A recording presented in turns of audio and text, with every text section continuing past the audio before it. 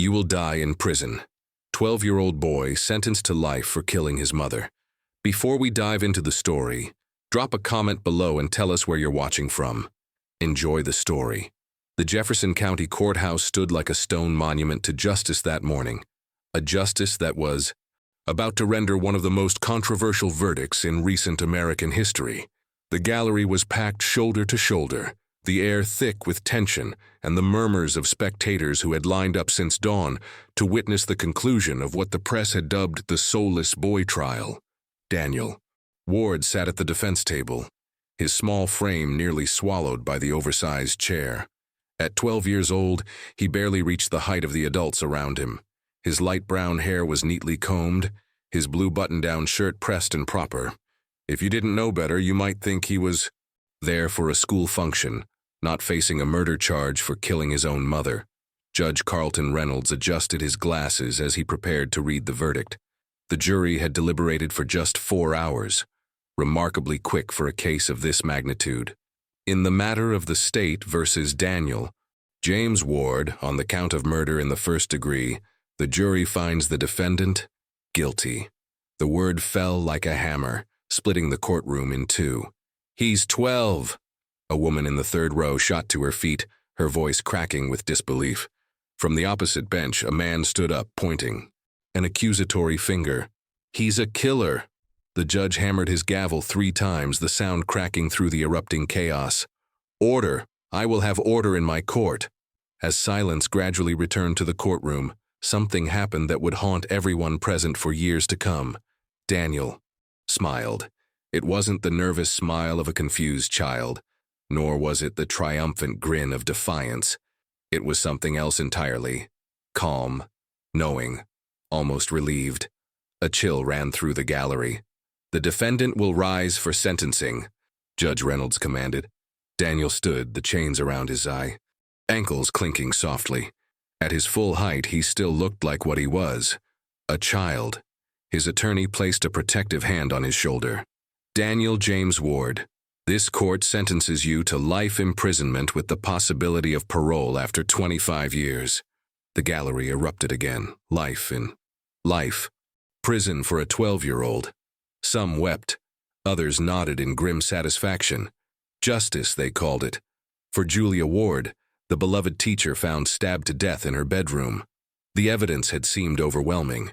Daniel's fingerprints on the murder weapon, his blood-spattered clothing, his inexplicable calm when police arrived at the scene, and finally his confession. From the back of the courtroom, a woman with intelligent eyes watched the proceedings with growing concern. Helen Reese had covered dozens of murder trials for her documentary series, but something about this one felt wrong. Perhaps it was the psychological evaluation that diagnosed Daniel with sociopathic tendencies after just 2 brief sessions. Perhaps it was the speed with which the case had moved through the system. Or perhaps it was that smile, a smile that didn't match anything she'd seen in her years. Documenting the justice system. As the bailiffs led Daniel away, his eyes briefly met Helen's across the crowded room. In that fleeting moment, she saw something that the jury had missed. A question, a plea, a secret. I watched them lead that small, fragile-looking boy away in chains that day. Never imagining how deeply his story would soon consume my life. For most people in that courtroom, the case of Daniel Ward ended with the bang of Judge Reynolds' gavel. But for me, it was just beginning. The first step in uncovering a truth more disturbing than anyone could have imagined. My name is Helen Reese. For 15 years, I've made documentaries about the justice system, its triumphs and its failures. I've filmed inside maximum security prisons, interviewed serial killers, and helped exonerate 3 wrongfully convicted men. But nothing prepared me for the case of Daniel Ward. 3 weeks. After the verdict, I sat in my small production office reviewing news footage of the trial. The media narrative was clean and simple. A disturbed boy with no emotional capacity had murdered his mother in cold blood. They called him the soulless boy of Millfield.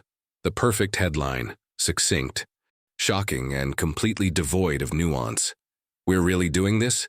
My assistant director, Marcus, leaned against the door frame, coffee in hand. You know the network wanted that series on the Riverside Strangler. I paused the footage on Daniel's face as he heard his sentence. Look at him. Marcus, really look.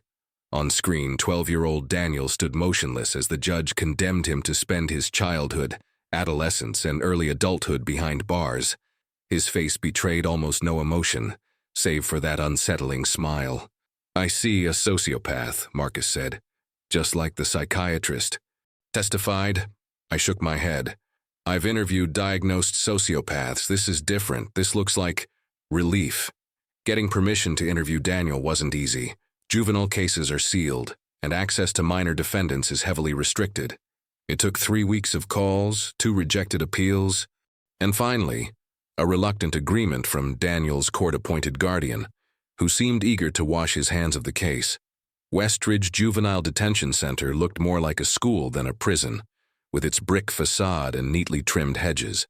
But the illusion shattered at the first security checkpoint, where I surrendered my phone and passed through a metal detector. The guards were polite but watchful. One of them, Officer Diaz, escorted me down a sterile hallway. Just so you know, he doesn't talk much, Diaz warned. Been here almost a month and I've barely heard him say 20 words. Has his father visited? I asked. Diaz shook his head. Not once, no other family either. Kid's alone in the world now. We reached a small room with a metal table bolted to the floor and 2 plastic chairs. A camera blinked in the corner. We'll be monitoring, Diaz said. Standard. Procedure with violent offenders.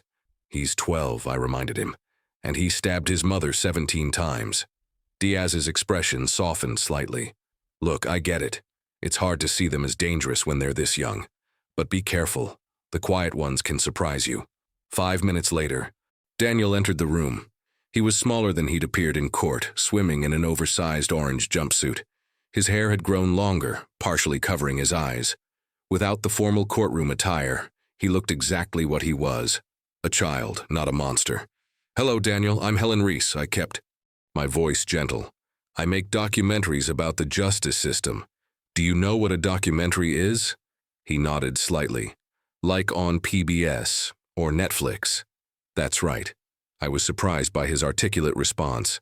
I'd like to talk to you about what happened. Would that be okay? Daniel stared at the table for nearly a full minute before answering. They already decided what happened, before they even asked me. The simple statement hit me like a physical blow. It wasn't defiant or accusatory, just matter of fact, as if he were commenting on the weather. What do you mean, Daniel? He looked up. Then his blue eyes meeting mine directly for the first time. Everyone decided I was guilty because of how I act, because I didn't cry right, because I smiled when I was scared. My years of interviewing experience told me this wasn't a rehearsed response. It was too authentic, too self-aware for a child manipulating me. Would you tell me what really happened that night? I asked carefully. Daniel's eyes darted to the camera in the corner, then back to the table. His fingers began tapping a rhythmic pattern that seemed involuntary. The door closes at midnight, he whispered. So softly you almost missed it. What door, Daniel? But he wouldn't say another word for the rest of our meeting. As Officer Diaz led him away, I was left with more questions than answers, and the disturbing sense that a complex truth lay buried beneath the simple story of a soulless boy who killed his mother. What I didn't know then was that those 5 words, "The door closes at midnight," would lead me through a labyrinth of secrets, lies, and institutional failures that would change everything I thought I knew about the case of Daniel Ward. To understand a tragedy, you have to go back to the beginning. For the Ward family, that meant the small blue house on Oakwood Drive, a picture-perfect home in a picture-perfect neighborhood of Millfield. I parked across the street, staring at the house now wrapped in police tape. The front yard was immaculate, with neatly trimmed hedges and flower beds bordered by white stones. Julia Ward had been known for her garden. Now yellow crime scene tape fluttered in the breeze, an ugly intrusion on the suburban tranquility. She was the most dedicated teacher I've ever worked with, said Eleanor Winters, the principal at Millfield Elementary, where Julia had taught 4th grade for 11 years. We sat in her office surrounded by children's artwork and achievement certificates. The students adored her. Parents requested her class specifically. This whole thing, it's incomprehensible. I studied the staff photo on Eleanor's desk. Julia Ward stood in the center of the front row, her smile warm and professional. She was attractive in a conservative way, shoulder-length brown hair, modest dress, minimal makeup. What was Daniel like? As a student, I mean. Eleanor hesitated. Quiet, extremely intelligent. His test scores were off the charts, especially in mathematics, but he kept to himself. Any behavioral problems? Nothing serious, he was just different. Not in a bad way, she added quickly. He didn't socialize like the other children. Some teachers found him a bit unnerving, always watching, analyzing. But Julia was so proud of his intelligence. I asked the question that had been bothering me since I took the case. Where is Daniel's father in all this? Eleanor's expression darkened. Frank left when Daniel was 6. No warning, no forwarding address. Just disappeared one day while Julia was at work. It devastated her. And he never came back. Not even for the trial. No one's heard from him in years. Julia raised Daniel alone. My next stop was the Millfield Community Church, where Julia had been an active member. Pastor Michael Morrison received me in his office, a welcoming space with comfortable chairs and religious texts lining the bookshelves. Julia was the backbone of our congregation, he said, his voice heavy with grief. She led our children's ministry, organized our charity drives. After Frank left, the church became her extended family. How did she change after her husband left? Pastor Morrison looked surprised by the question. Change? People don't usually go through abandonment unchanged. He nodded slowly. She became more devoted, found strength in her faith. She threw herself into church activities, volunteered for everything. And Daniel? Julia was determined to raise him right, a God-fearing young man. She was strict, but only because she wanted the best for him. There was something in his tone that gave me pause. Define strict. The pastor shifted uncomfortably. Julia believed in traditional discipline, in our permissive modern culture that can sometimes look harsh to outsiders, but it was all done with love. I left the church with more questions than answers. My next interviews with neighbors painted a similar picture. Julia, the perfect mother, the dedicated teacher, the devout Christian. Daniel, the quiet, intelligent boy who never caused trouble. A model family, at least on the surface. As I drove through Millfield, I called an old contact at the county records office. Angela, I need everything you can find on the wards. Property records, tax filings, any civil disputes or complaints. The murder case? That poor woman, Angela said. I'll see what I can dig up, but you know juvenile records are sealed. I'm more interested in what happened before the murder. Any CPS reports, restraining orders, police call-outs to the address. 2 hours later, Angela called back. Nothing on Julia, clean as a whistle, but I found something interesting. There's a sealed juvenile record from 6 months before the murder.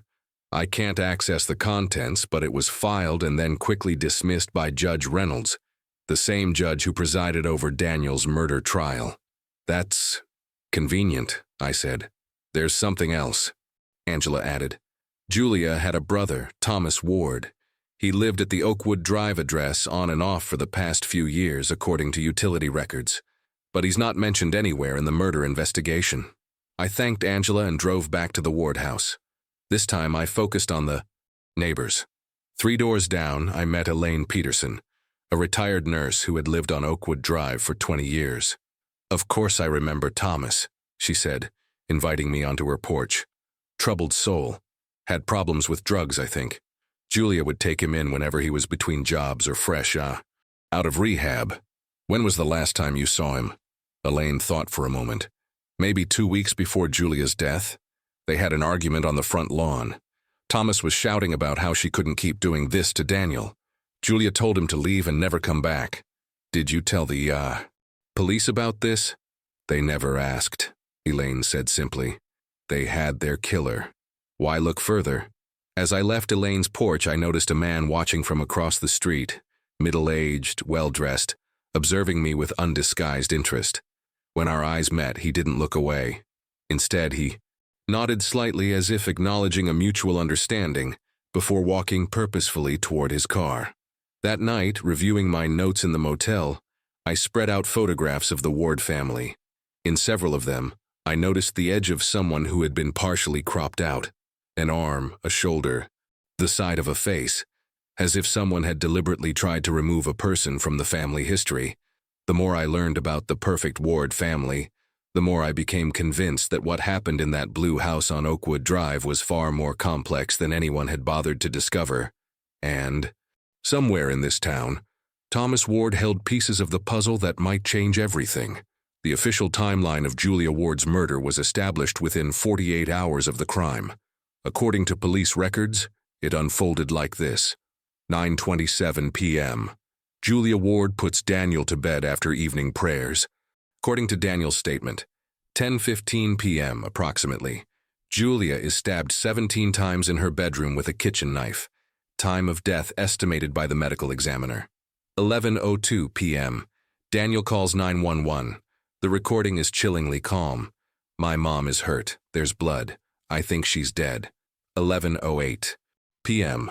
First responders arrive at the Ward residence. They find Daniel sitting at the kitchen table, blood on his clothes, the murder weapon in the sink. A straightforward case of matricide, or so it seemed. I obtained the police body cam footage through a Freedom of Information request. The video showed exactly what the report described. Officers entering the house, finding Daniel in the kitchen, his blue pajamas spattered with blood. His expression was blank, almost vacant. "Son, what happened here?" one officer asked. "I found her like that," Daniel replied, his voice flat.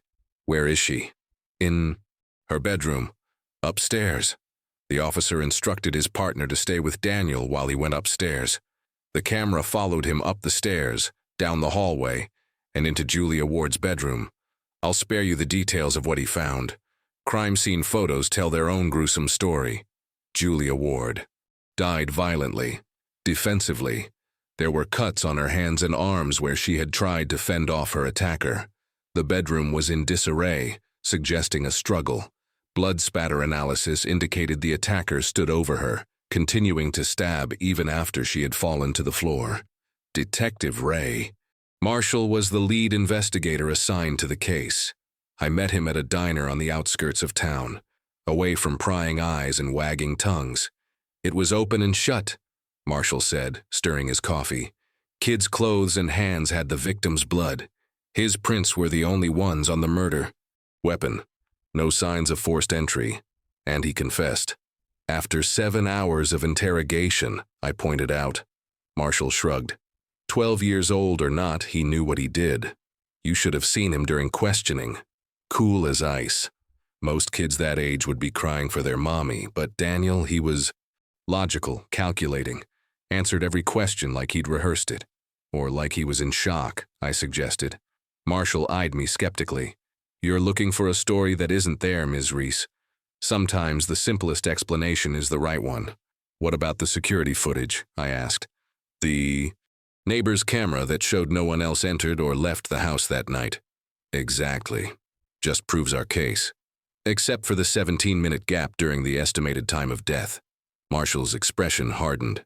"That system was old, analog, required tape changes every 4 hours, and there was a thunderstorm that night. Power fluctuations all over the neighborhood. It's a technical glitch, nothing more." "A very convenient technical glitch," I said.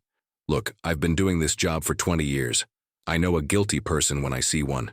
Even when that person is 12 years old?" Marshall leaned forward. "You think age makes someone incapable of violence? There was a case in Michigan. 10-year-old tortured and killed his neighbor's cat, then moved on to the neighbor. In Colorado, an 11-year-old poisoned her foster mother. Age doesn't equal innocence, Ms. Reese. And lack of emotion doesn't equal guilt," I countered. After leaving Detective Marshall, I visited the crime lab that had processed the evidence. The technician who had worked the Ward case had since transferred to another department, but his colleague, Dr. Vega, agreed to speak with me off the record. "Everything was rushed," she admitted. "Normal processing time for a complex crime scene is days, sometimes weeks. This was pushed through in 48 hours. Why the hurry?" Dr. Vega hesitated. There was pressure from above. The chief wanted it wrapped up quick. Child kills mother makes everyone nervous. Bad for the town's image, bad for property values. As she spoke, Dr. Vega pulled up the case files on her computer. There were some anomalies in the blood spatter analysis. See this pattern on the wall? It suggests the attacker was at least 5'8". Daniel was barely 5 feet tall. Was this included in the final report? No, it was deemed inconclusive by the supervising technician. I left the lab with a growing sense of unease. Every expert I spoke with confidently stated that Daniel killed his mother, yet small inconsistencies kept emerging, details that didn't quite fit the official narrative. That evening, I reviewed the surveillance footage from the neighbor's security camera. For most of the recording, the Ward house sat peacefully, the only movement coming from tree branches swaying in the storm. Then, at exactly 10:08 p.m., the screen went black. When the footage resumed at 10:25 p.m., nothing appeared changed, except for the flashing lights of emergency vehicles arriving 35 minutes later. 17 crucial minutes, conveniently missing. Just enough time for someone to enter the house, commit murder, and disappear into the night. Or for a traumatized child to find his mother's body and make the most fateful decision of his young life. What happened in those missing 17 minutes? The answer, I was beginning to suspect, might rewrite the entire story of Daniel Ward. Few things are more disturbing than watching a child being interrogated for murder. I had reviewed hundreds of police interviews in my career, but the footage of Daniel Ward's questioning left me deeply unsettled. The interrogation room at Millfield Police Department was standard. A small table, 3 chairs, a one-way mirror, and a camera mounted in the corner. Daniel sat alone for 27 minutes before Detectives Marshall and Perez entered. No parent present, no advocate, no lawyer. "Do you understand why you're here, Daniel?" Detective Marshall began. Daniel nodded. His feet didn't reach the floor. "I need you to speak out loud for the recording." "Yes, sir. I'm here. Because my mom is dead. And do you know what happened to her?" "Someone stabbed her." Marshall exchanged glances with his partner. "Someone? Who do you think that someone was, Daniel?" "I don't know." For the next 3 hours, the detectives circled the same questions. What happened that night? Why was Daniel's clothing bloody? Why didn't he call 911 immediately? Throughout, Daniel maintained the same story. He'd found his mother already dead when he went to her room after hearing a noise. The detectives used techniques normally reserved for adult suspects: minimization. Maybe it was an accident. False evidence, we have proof it was you. And isolation, no one else is coming to help you. Still, Daniel's demeanor remained unnervingly calm, his answers consistent. Then came the breaking point. "Daniel," Marshall said, leaning close, "we know you did this. We have the evidence. Your fingerprints on the knife, your DNA under her fingernails where she fought back, the blood on your clothes. No one else was in that house." "I found her like that," Daniel insisted, though his voice had grown quieter. "I touched her to see if she was alive. I pulled the knife out because I thought it might help." "This would go easier if you just told the truth," Perez interjected. "The judge will know you cooperated. It could make a big difference." Daniel looked at the clock on the wall. They'd been questioning him for over 5 hours. No food, no breaks except for bathroom trips. His eyelids were drooping with exhaustion. "If I say yes, this ends quicker, doesn't it?" he asked suddenly. The detectives perked up. "Are you saying you did it, Daniel?" A long pause followed. Daniel stared at his hands. "Will I be able to sleep then? Just tell us the truth, and this can all be over," Marshall coaxed. "Then yes, I did it." "Why?" Another long pause. "She was going to lock me in again. I got angry." The detectives pressed for details. "How many times did you stab her? Where did you get the knife? What did you do afterward?" Daniel's answers became shorter, vaguer. After 7 more hours of questioning, much of it off camera, he signed a typed confession. I showed the footage to Dr. Amelia Foster, a forensic psychologist specializing in child trauma. "This is textbook coerced confession," she said.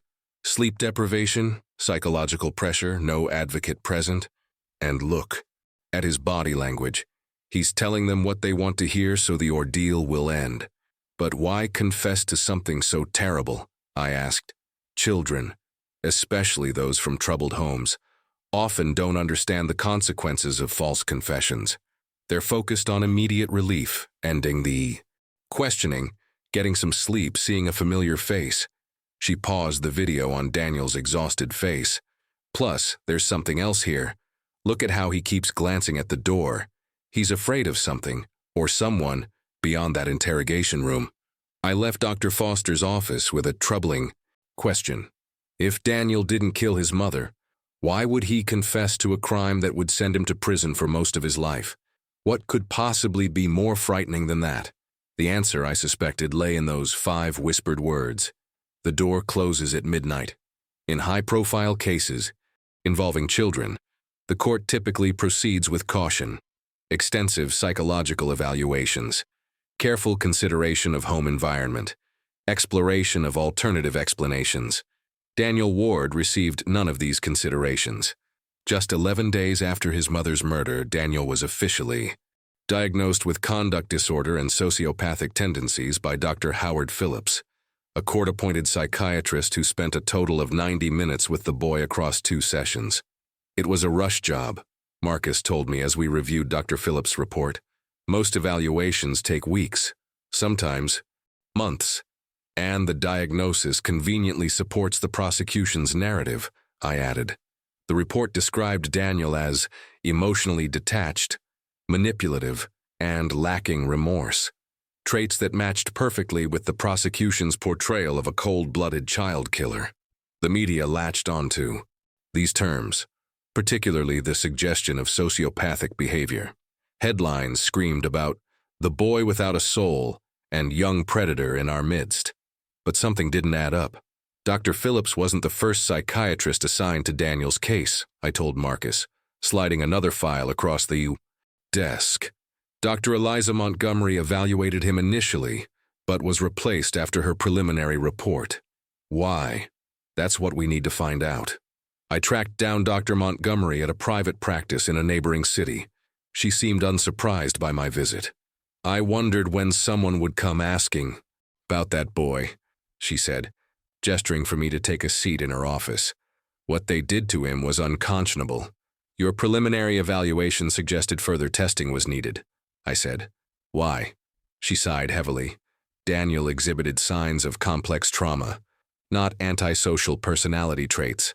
There's a world of difference. I recommended a full psychological workup, including tests for PTSD and assessment for possible abuse. Abuse? I echoed. You suspected Julia Ward abused her son? I couldn't say definitively, which is why I wanted more evaluation time.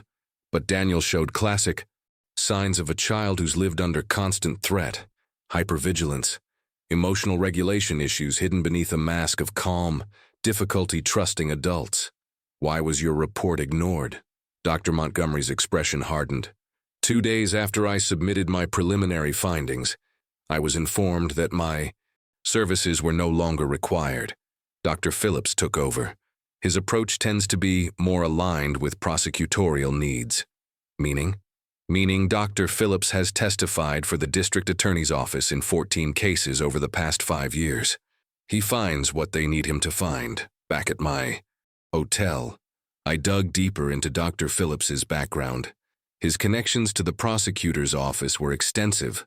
His wife worked as an administrator for the district attorney, and he'd received numerous county contracts for evaluations in criminal cases. More troubling was what I discovered about Daniel's court-appointed defender, Alan Richards. Phone records showed multiple calls between Richards and prosecutor William Hayes during the pretrial period. Highly unusual and potentially unethical communication between opposing counsel. They weren't opposing counsel at all, Marcus said when I showed him the records. This wasn't a defense, it was a choreographed conviction.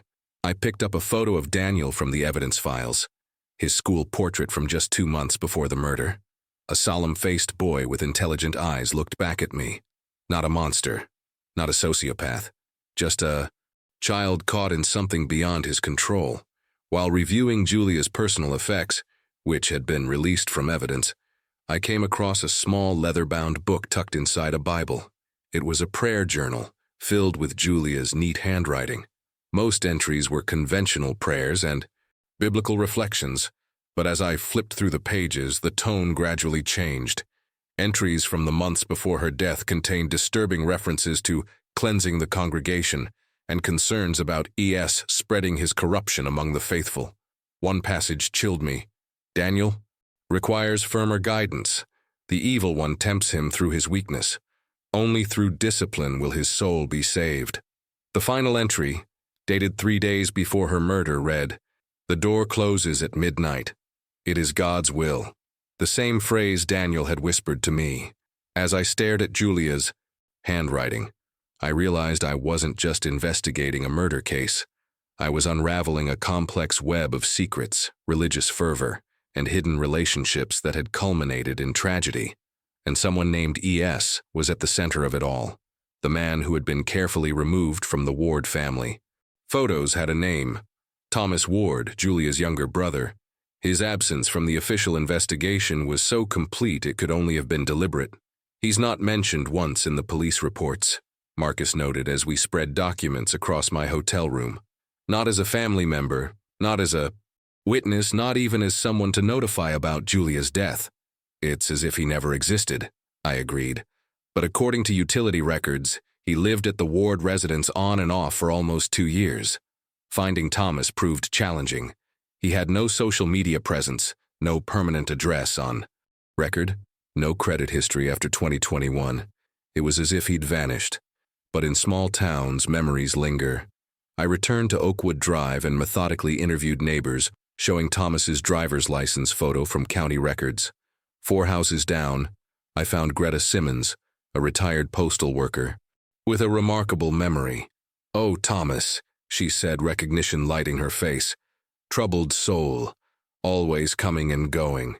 Julia would take him in whenever he hit rock bottom. When did you last see him?" "About 2 weeks before that terrible business with Julia.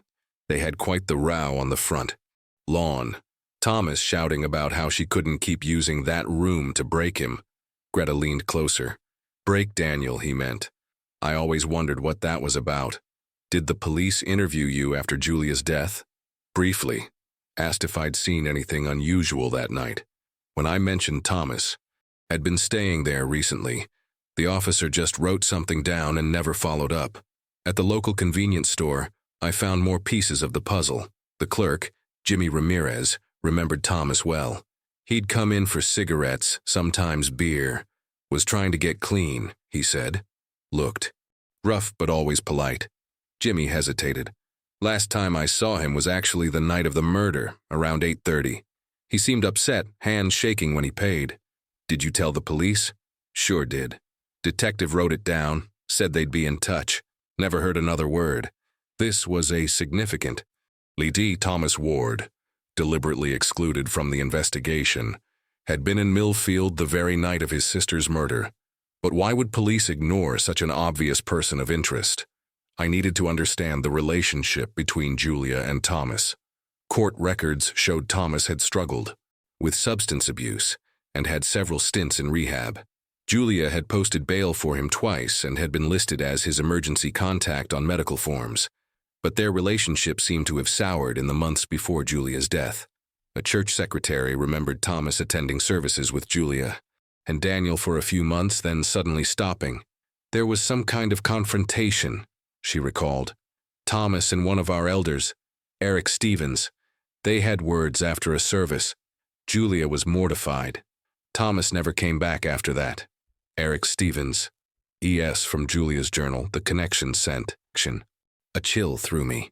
I needed to find Thomas, but he had vanished without a trace, until, unexpectedly, he found me.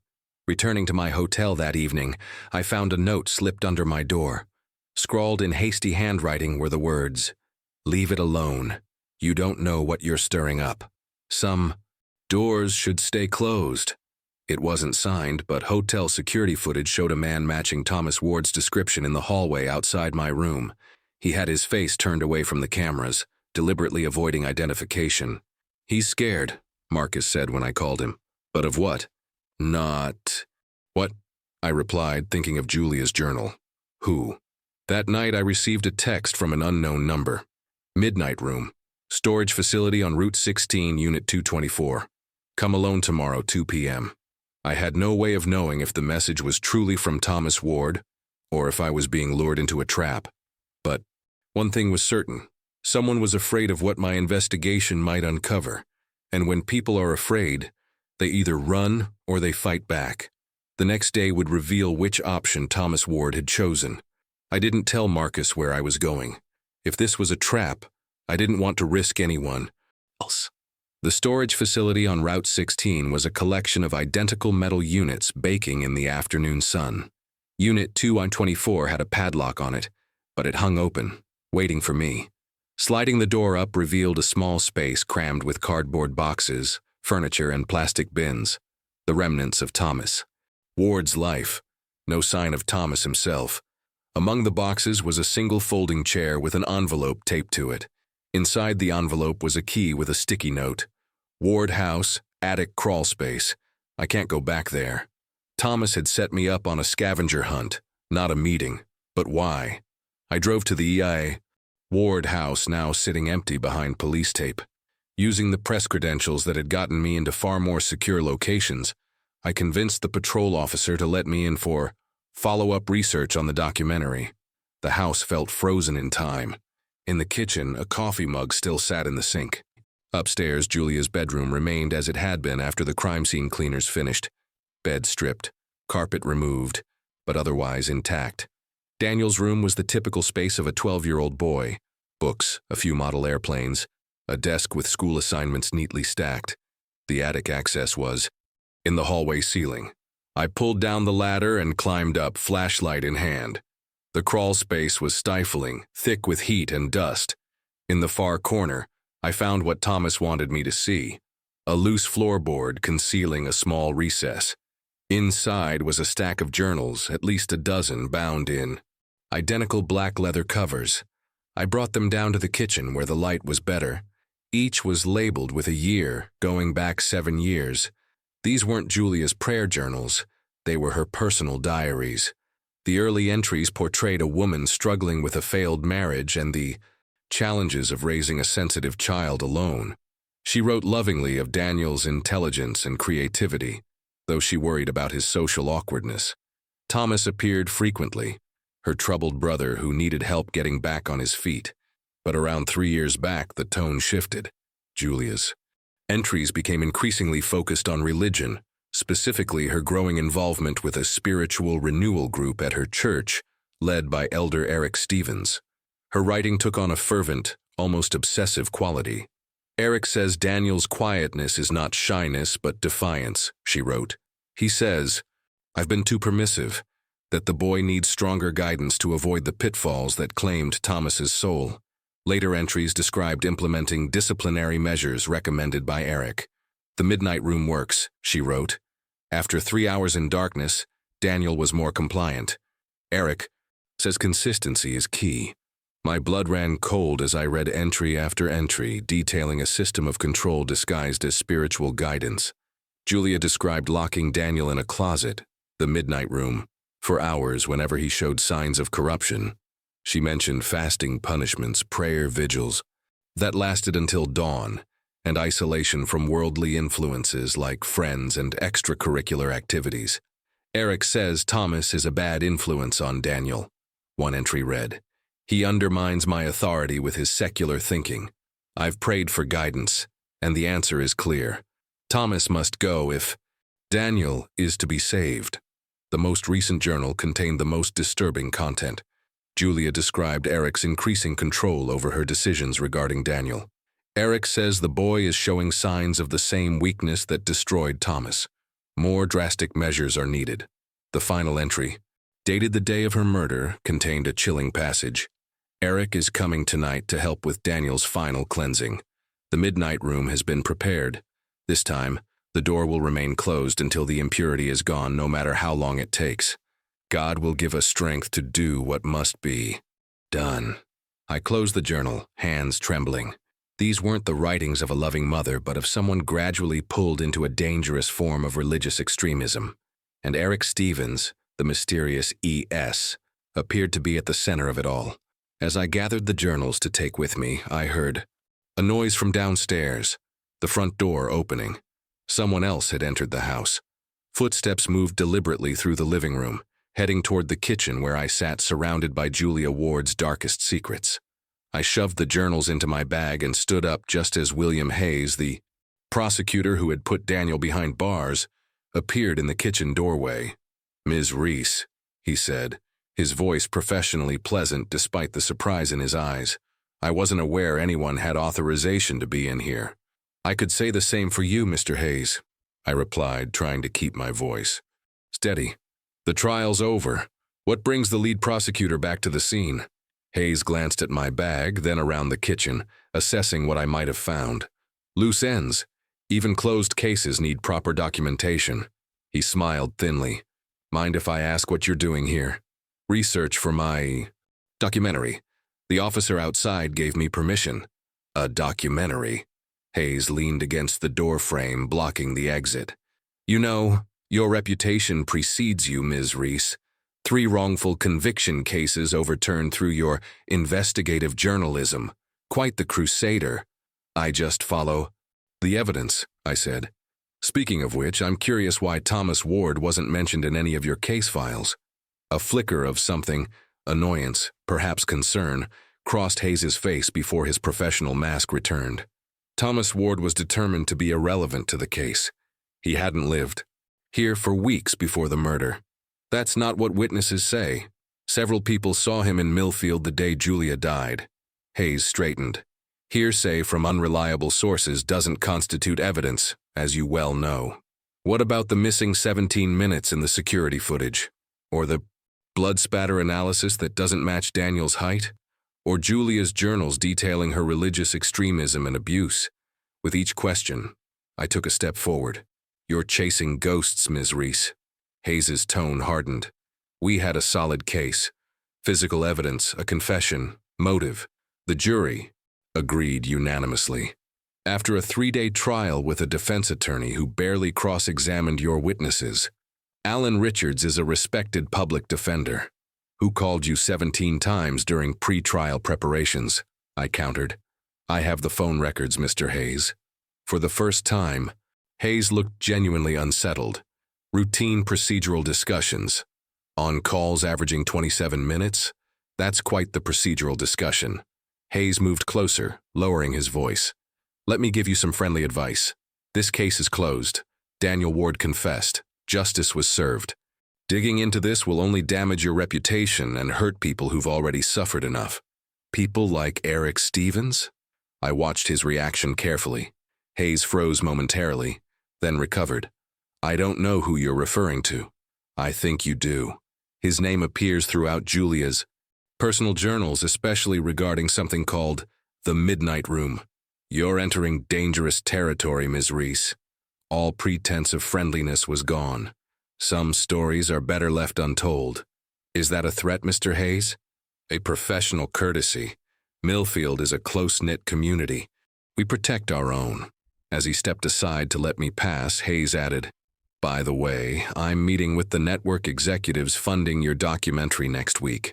Standard protocol for cases involving minors. I'll be sure to express my concerns about your methods." I left the Ward house with Julia's journals and a growing certainty that the prosecution had deliberately buried evidence to secure a quick conviction. The question was why? What was William Hayes so desperate to hide? Back at my hotel, I called Marcus. "I need everything you can find on Eric Stevens, church elder, close to Julia. Ward, possible involvement with something called the Midnight Room." "Already on it," Marcus replied. "And Helen? Someone broke into our production office last night. Nothing taken, but your files were definitely searched." The implication was clear. I wasn't just uncovering a miscarriage of justice. I was threatening a carefully constructed narrative that powerful people needed to maintain, and they were now aware that I knew too much. With Julia's journals in my possession and Hayes's thinly veiled threat hanging over me, one thing became crystal clear. The story of Daniel Ward wasn't just about a murder. It was about a conspiracy of silence that had allowed a 12-year-old boy to take the fall for something far more sinister. Daniel's former fourth-grade teacher, Meredith Collins, lived in a small apartment on the outskirts of Millfield. Unlike many in town, she agreed to meet me without hesitation. "I've been waiting for someone to ask the right questions," she said, inviting me inside. Her living room was filled with colorful artwork, clearly the creations of her students over the years. No one listened to me during the trial. Meredith had taught at Millfield Elementary for 15 years. Daniel had been in her class the year before the murder. "He was brilliant," she said, pulling out a folder of preserved assignments. His essays were at high school level, his math skills even further advanced, but so withdrawn. He flinched at loud noises, avoided physical contact, classic signs of trauma. "Did you report your concerns?" She nodded grimly. 3 months before Julia's death, Daniel came to school with bruises on his arms. When I asked what happened, he just stared at the floor. The next day, he handed me this. She showed me a drawing. A small stick figure huddled in a dark space while 2 larger figures stood outside. One figure held what looked like a book, the other something long and thin. I filed a report with Child Protective Services immediately. Daniel eventually told me, "She locks me away when I'm unclean. The door closes at midnight." Meredith's voice cracked. "I knew something was terribly wrong in that house." "What happened with the CPS report?"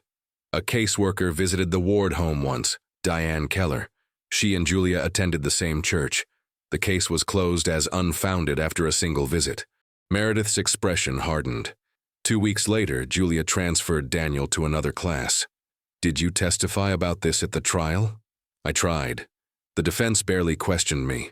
When I mentioned the midnight room, the prosecutor objected, claiming it was irrelevant to the murder charge. The judge agreed and instructed the jury to disregard my testimony. She shook her head. The whole trial felt choreographed. Meredith hesitated, then added, "There's something else. A few months before the incident, we had career day at school. Different community members came to talk about their jobs. Eric A. Stevens was one of them." "The church elder?" "Yes, he spoke about working in youth ministry. I remember because Daniel had such a strong reaction to him. He hid under his desk and refused to come out. When I tried to coax him, he was trembling. Stevens noticed and said something like, 'The boy needs stronger guidance than he's getting.' It felt inappropriate." "Did you include this in your report?" "Of course, but like everything else, it was ignored." After leaving Meredith's apartment, I drove to the County Child Protective Services office. Through a former contact, I gained access to the case files, heavily redacted but still revealing. Diane Keller's report was a single page, concluding that the ward home was well maintained, and Daniel appeared adequately cared for. No mention of the bruises, the drawing, or Daniel's concerning statement about being locked away. Most troubling was a note attached to the file. "Case reviewed and closed by request of Judge Reynolds," the same judge who later presided over Daniel's murder trial. This wasn't just a matter of a rushed investigation or an overworked system. There appeared to be active suppression of evidence that might have complicated the simple narrative of a disturbed boy killing his mother. I needed to speak with Daniel again, this time with the knowledge I'd gained. But when I arrived at Westridge Juvenile Detention Center the next morning, I was informed that my visitation privileges had been revoked by court. "Order." "Whose order?" I demanded. The administrator showed me the paperwork. "Judge Reynolds states that your visits are disruptive to the rehabilitation process." As I turned to leave, Officer Diaz, the guard who had supervised my previous visit, followed me to the parking lot. "Ms. Reese," he called, glancing around to ensure we weren't overheard. "There's something you should know. After your last visit, Daniel started having nightmares, screaming about the midnight room and someone named Eric. He's never mentioned either before." My heart raced. "Officer Diaz, has Eric Stevens ever visited Daniel here?" Diaz's expression confirmed my suspicion before he spoke. 3 times, listed as a spiritual counselor from the community church. Their last meeting was right after your visit. Daniel hasn't spoken a word since." The pieces were aligning into a disturbing picture. "Daniel wasn't just a victim of a miscarriage of justice. He was still under the control of the very people who had orchestrated his conviction, and I was running out of time to uncover the truth before they silenced him, and possibly me, permanently. Getting back into Westridge Juvenile Detention Center required calling in every favor I had accumulated in 15 years of documentary filmmaking. Finally, through a judicial contact in the state capitol, I secured an emergency interview order, valid for 1 hour, on the grounds of gathering information for an appeal. Daniel had changed in the weeks since I'd last seen him. He seemed smaller, more withdrawn, his eyes constantly darting to the door as if expecting someone to interrupt us.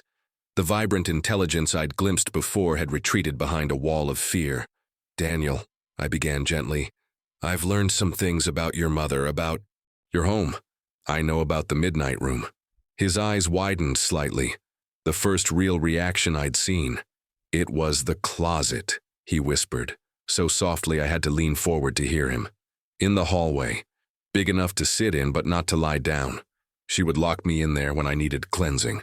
"How long would she leave you there?" "Sometimes all night, sometimes longer." His fingers began their rhythmic tapping again. "She would read prayers through the door, said the darkness would drive out the evil in me." "When did this start?" "After she met Mr. Stevens at church. He told her I had signs." Daniel's voice became clinical, detached as if reciting something he'd heard many times. "Signs of corruption. Weakness like my Uncle Thomas. She had to be strict or I would be lost." "Did Thomas know about the Midnight Room?" Daniel nodded. "He found out a few months before." "Before what happened?" "He was staying with us, and one night he heard me crying in the closet. He got really angry, broke the lock, took me out. They had a big fight. Mom said he was interfering with God's plan for me. He left after that." I took a deep breath. "Daniel, I need to ask you about the night your mother died. I've seen the evidence and there are inconsistencies. The blood patterns don't match someone your height. There's missing security footage. And I found your mother's journals." His face went completely still. "She wrote that Eric Stevens was coming that night for your final cleansing." "What did that mean, Daniel?" He stared at his hands for a long time. When he finally spoke, his voice was different, older, heavier with the weight of his secrets. "Mr. Stevens said I was beyond normal discipline, that I needed special treatment at a place he ran, a camp for troubled boys." Mom agreed. "They were going to take me that night." He swallowed hard. The Midnight Room was just the beginning. Kids who went to his camp didn't come back the same. "Daniel," I asked carefully, "did you kill your mother?" His eyes finally met mine, clear and direct for the first time. "No." He "To me, but I thought it would be safer in prison than staying there with him." "With Eric Stevens?" Daniel nodded once, then glanced anxiously at the camera in the corner. "He came to see me here. Said if I ever told anyone what really happened, he would make sure I never got out. That he had friends who could reach me anywhere. Why confess to something you didn't do?" "Because I saw what happened." His voice dropped to a whisper again. "I was hiding in the Midnight Room. Mom had put me there earlier, but she forgot to lock it. I saw everything through the crack in the door. When they left, I waited a while, then called 911. But I knew no one would believe me over him. He's important in Millfield. Everyone respects him. I'm just a weird kid nobody liked." A buzzer sounded, signaling the end of our time. Daniel tensed immediately. "Daniel, I believe you," I said quickly. "I'm going to help you, but I need to know, who killed your mother?" As the guard opened the door, Daniel leaned forward and whispered a name in my ear. Then he retreated back into his protective shell, eyes down, expression blank. The vulnerable truth-teller instantly replaced by the emotionless mask, the world expected from the boy without a soul. I left Westridge with my heart racing. After weeks of investigation, I finally had what Daniel had been too terrified to give anyone else: the name of his mother's killer. Now I needed to find the evidence to prove it. But as I approached my car, realized I was being watched. A dark sedan with tinted windows idled at the far end of the parking lot, the same vehicle I'd spotted near my hotel the previous night. Someone was following me, and in a town where even the justice system seemed compromised, I couldn't be sure who to trust. I needed to, find Thomas Ward. If anyone could corroborate Daniel's story, it would be the man who had discovered the midnight room and confronted Julia about her treatment of her son. For 3 days, I followed the trail of breadcrumbs Thomas had left. The storage unit, a former employer in a neighboring town, a bartender who recognized his photo.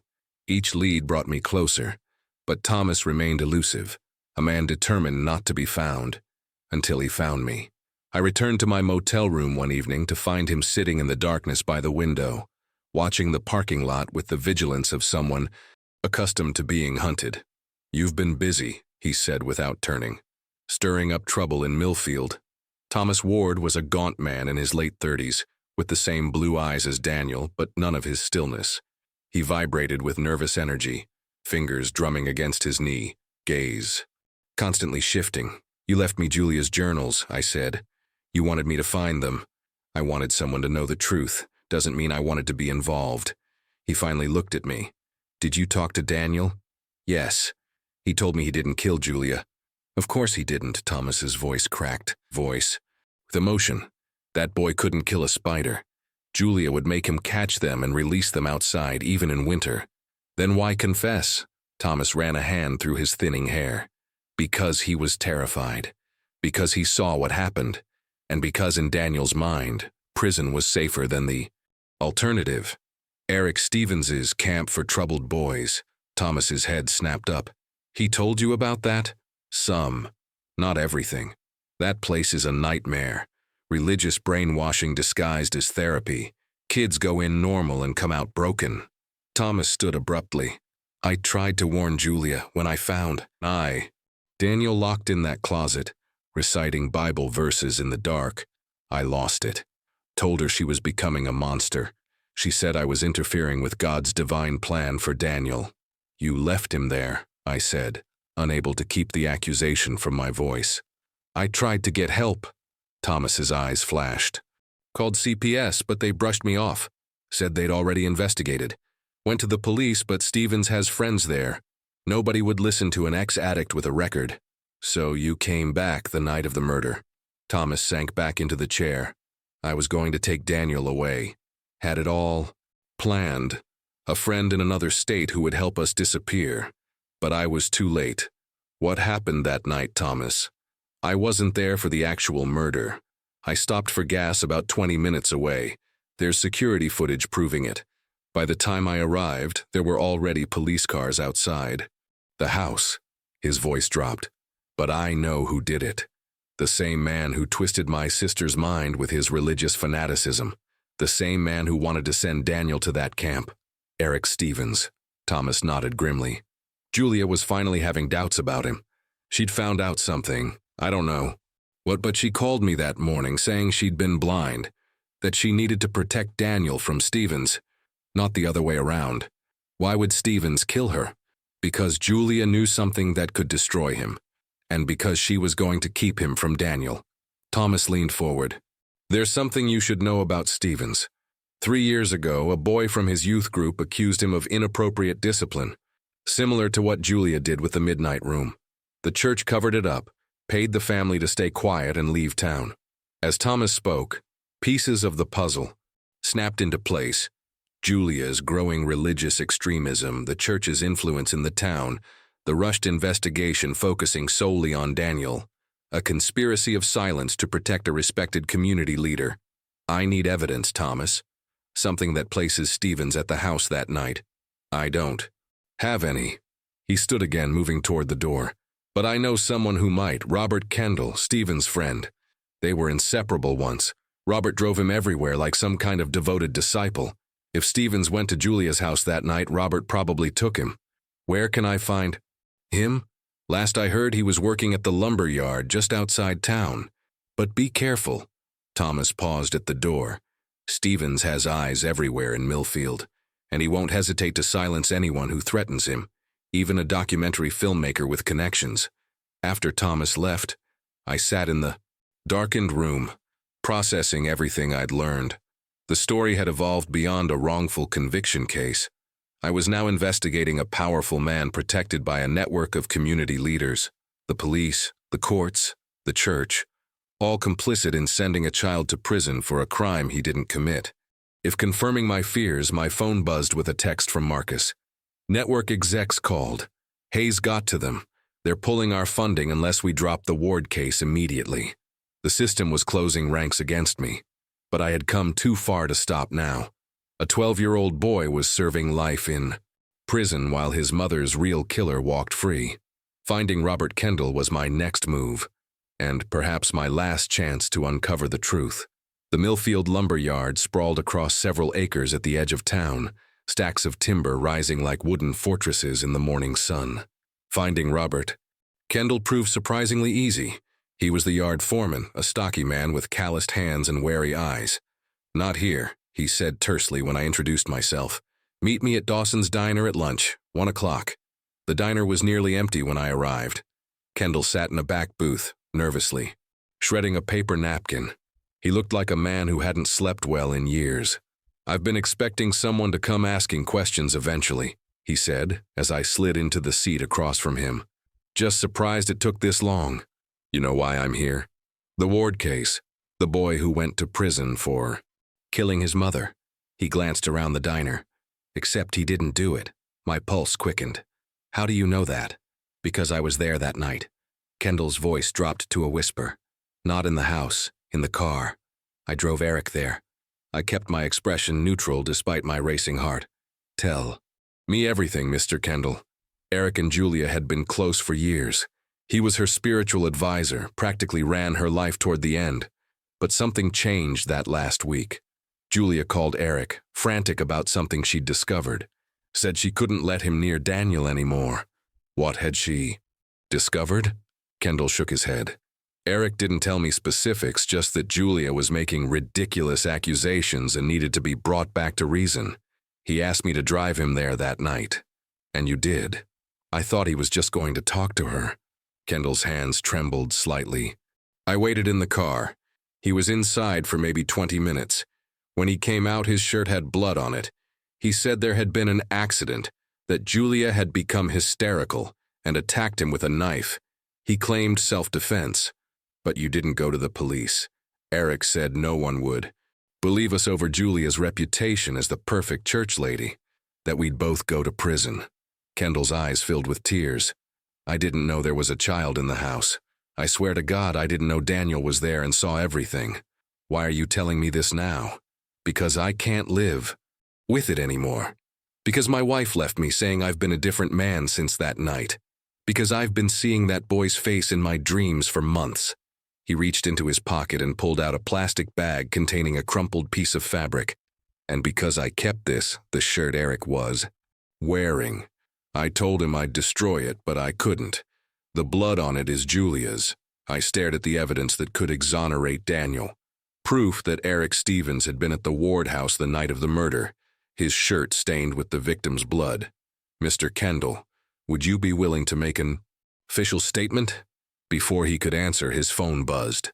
The color drained from his face as he read the text message. He knows, Kendall whispered. Someone saw us talking. I have to go. He shoved the bag with the shirt across the table. Use this, but leave my name out of it if you can. He has friends everywhere. Kendall hurried out of the diner, leaving me with the physical evidence I needed to reopen Daniel's case. But I knew a blood-stained shirt alone wouldn't be enough, not against someone as protected as Eric Stevens. I needed to build an airtight case before approaching the authorities. Back at my hotel, I laid out everything I'd gathered. Julia's journals documenting the psychological abuse of her son, testimony from Daniel's teacher about her ignored CPS report, Thomas Ward's account of Julia's growing extremism under Stevens's influence, the inconsistencies in the physical evidence, Daniel's retraction of his confession, and now Robert Kendall's testimony and the blood-stained shirt. Individually, each piece could be dismissed or explained away. Together they told a compelling story of an innocent boy railroaded by a system determined to protect one of its own. I called Marcus. I'm ready to put it all together, but we need to move quickly. Things are getting dangerous here. Helen, Marcus's voice was urgent. Someone broke into your apartment back home last night. Your laptop is missing and they went through all your files. As if to punctuate his warning, I noticed a car parked across from my hotel room, the same dark sedan that had followed me from the detention center. Inside was a figure I recognized from photographs, Eric Stevens, watching my door with the patient focus of a predator. The game had changed. It was no longer just about exposing the truth. It was about staying alive long enough to do so. Armed with compelling evidence of Daniel's innocence, I approached the current Millfield District Attorney, Eleanor Patterson, a recent appointee who had no direct involvement in the original case. Her office was modern and impersonal, with law degrees prominently displayed but no family photos or personal touches. Patterson herself was a study in careful neutrality, professional, polite, but impossible to read. "This is certainly interesting material, Ms. Reese," she said after reviewing my evidence.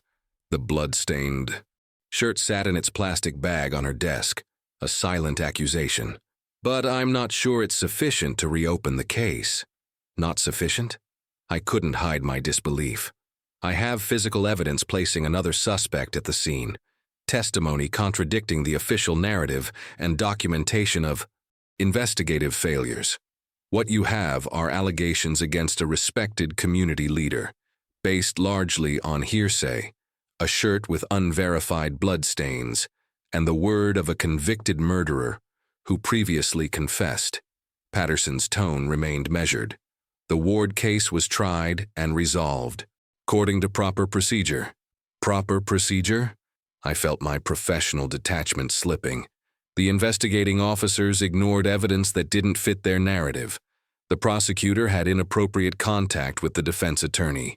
The judge dismissed crucial testimony. This wasn't justice. It was a choreographed conviction. Patterson steepled her fingers. "Those are serious accusations against the foundation of our legal system in Millfield."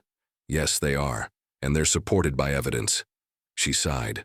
"Look, I understand your passion for this case, but reopening it would require extraordinary circumstances and compelling new evidence that would likely change the outcome. I'm not convinced what you've presented meets that threshold." I recognized the bureaucratic stonewalling for what it was.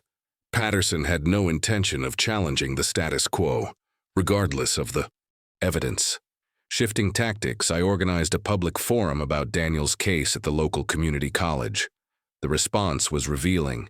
Half the seats filled with concerned citizens, the other half conspicuously empty. Those who did attend listened intently as I presented a sanitized version of my findings, careful to frame everything as questions rather than accusations. The local newspaper covered the forum with a dismissive article buried on page 6. Former prosecutor William Hayes issued a statement condemning me as an attention-seeking filmmaker exploiting tragedy for ratings. Even more troubling was the reaction from the television network funding my documentary. The executive producer called, his voice tight with barely contained anger. "Hayes contacted our legal department directly," he explained. "Made some very specific threats about defamation suits if we proceed with this project. The network is getting cold feet, Helen. We have evidence, John. Solid evidence that could free an innocent child. Evidence that implicates half the town's leadership in a cover-up. That's not a documentary anymore. That's a legal minefield." He paused. "Look, we're willing to continue. Funding if you redirect the focus. Make it a broader piece about juvenile justice. Use the Ward case as just one example without making specific accusations. You want me to bury the truth to avoid legal complications. I want you to be realistic about what battles can be won." His voice softened. "Some systems are too entrenched to be brought down by one documentary, Helen. I refuse the compromise." The next day, our funding was officially suspended. Without institutional support, I turned to social media, creating carefully worded posts about inconsistencies in the Ward case. They gained modest traction, enough to keep the story alive, but not enough to create the pressure needed for official action. When I attempted to file motions for case review through legal channels, procedural obstacles mounted. Forms were rejected for technical errors. Filing deadlines were mysteriously moved. Judge Reynolds, now retired in Florida, refused all comment through his attorney. A judicial clerk finally pulled me aside after yet another rejected filing. "It's not going to happen," she whispered. "Not through official channels. There's too much pressure from above to keep this case closed." "Why?" I asked, though I already suspected the answer. "Eric Stevens' brother-in-law sits on the State Judicial Review Board. His cousin is a captain in the police department. His college roommate is the mayor." She glanced around nervously. "This isn't just about one man. It's about a network of influence. They're everywhere." The system that had rushed to judgment against Daniel Ward now refused to consider its mistake, not because the evidence was unconvincing, but because the implications were too damaging to the town's power structure. As public interest in my social media campaign grew, the pressure against me intensified. My motel refused to extend my stay. Local restaurants suddenly couldn't find my reservations. The dark sedan continued its silent surveillance, a constant reminder that I was unwelcome in Millfield. Then came the most disturbing development, a call from Officer Diaz at the Juvenile Detention Center. "Daniel's been transferred," he said without preamble. "Middle of the night, no warning. Some special youth rehabilitation program in another state." "What program? Where?" "That's just it. It's classified. Judge's orders, but I heard a name mentioned." When they were processing the paperwork, Diaz's voice dropped. "New Dawn Academy. Isn't that the place run by Eric Stevens?" I finished, cold dread washing over me. Despite being incarcerated, Daniel was being placed under the control of the very man he feared most, the man who had killed his mother and orchestrated his wrongful conviction. The system wasn't just silent. It was actively continuing the injustice, and time was running out for Daniel Ward. The road to New Dawn Academy wound through miles of dense forest, the facility itself hidden behind high fences topped with razor wire. Despite its remote location, I wasn't the first journalist to investigate the place. There had been scattered reports of controversial therapeutic techniques and allegations of abuse, all officially denied and eventually forgotten. With my press credentials effectively blacklisted in Millfield, I needed another way in. Marcus came through, arranging an interview under the pretense of a feature on innovative youth rehabilitation programs. 3 days after Daniel's transfer, I found myself sitting across from Eric Stevens in his immaculate office at New Dawn. He was not what I expected, not a fire and brimstone zealot, but a soft-spoken, articulate man with the polished charm of a skilled politician. Family photos decorated his desk. Inspirational quotes hung on the walls. Nothing in his demeanor suggested a man capable of murder. "We focus on structure and spiritual guidance," Stevens explained, leading me on a carefully choreographed tour. "Many of these young people come from chaotic backgrounds. They crave boundaries, even if they resist them initially." The facility resembled a cross between a military school and a church camp. Students, all boys between 12 and 17, moved in orderly lines, eyes downcast, responding to staff with rehearsed "yes sir" and "no sir" answers. "And your newest arrival?" I asked casually. "Daniel Ward?" Something flickered behind Stevens's pleasant expression. Surprise, perhaps concern. "Daniel is in our special intake program. Not available for interviews." Of course, I understand his case is quite unique. Every child here is unique, Ms. Reese. Stevens steered me toward the administration building. "Though I sense your interest in Daniel goes beyond professional curiosity. His story is compelling," I admitted. "A 12-year-old convicted of murdering his mother. Now I hear you were Julia Ward's spiritual advisor. A tragic situation?" Stevens shook his head sadly. "Julia was a devoted mother struggling with a deeply troubled child. I tried to help them both, by encouraging her to lock Daniel in a closet, by planning to bring him to this facility for special treatment." The mask slipped for just an instant, long enough to glimpse something cold and calculating beneath. Then the warm smile returned. "You've been misled, Ms. Reese. Julia practiced disciplinary methods of her own choosing. As for Daniel coming here, yes, we discussed it as an option for his behavioral issues, but nothing was decided. That's not what the evidence suggests. Julia's journals mention your encouragement of the Midnight Room. Daniel witnessed you in his house the night of the murder. And Robert Kendall. Drove you there. Stevens's smile vanished completely. I think this interview is over. As security guards appeared to escort me out, I played my final card. I have your shirt, Mr. Stevens, the one with Julia's blood on it. Kendall kept it, and he's not the only one who knows the truth. For a moment, genuine fear crossed Stevens's face. Then unexpectedly he laughed, a soft, confident sound. It doesn't matter what you think you know, he said quietly. No one will believe you over me. Not in this town. Not in this state. Daniel confessed. The case is closed.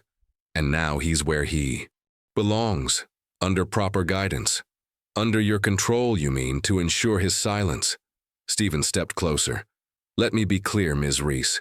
You have no evidence that would stand up in court. You have no institutional support.